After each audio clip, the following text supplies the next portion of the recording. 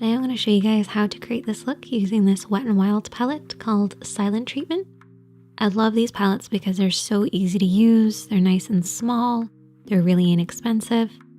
They actually have little descriptions on the shadow to indicate where you should apply them. However, I do think they're a little different, so let me explain.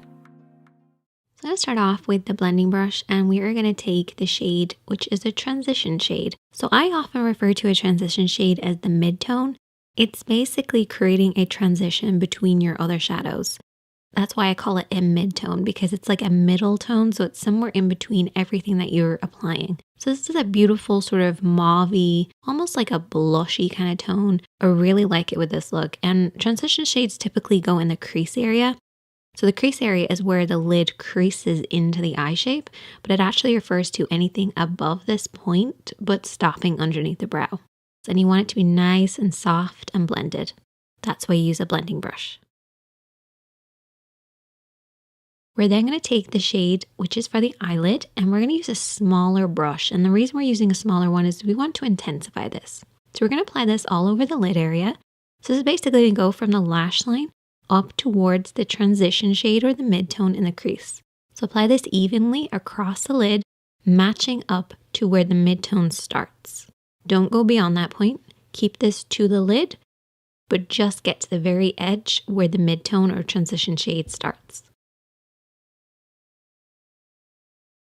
You're then going to take what they refer to as the crease shade. Personally, I wouldn't use this in the crease. You could if you wanted to deepen the crease, but I want to use this on the outer edge, and I want to use it as a definer or as my contour. So we're going to apply this on the outer third of the lid. And I'm using a flat brush to give me lots of control. But once I've applied it on the outer third, I then take a soft pencil brush and just soften it out.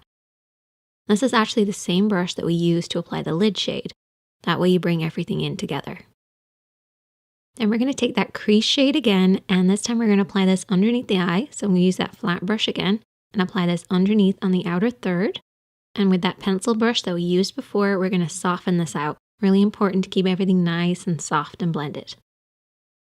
Next, we're taking the brow bone shade, which is the lightest shade, and we're going to apply this with a lip brush or a small detailed brush and apply this underneath the brows. And this will sharpen up the look. The brow bone actually creates a much sharper look because it creates that contrast between what's going on in the crease and the lid. And you can also use this shade on the inner corner, the center of the lid, basically anywhere you want to slightly brighten.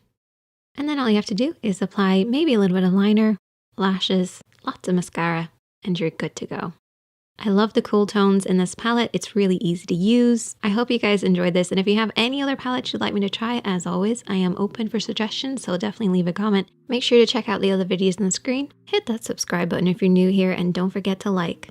And I'll see you guys next time.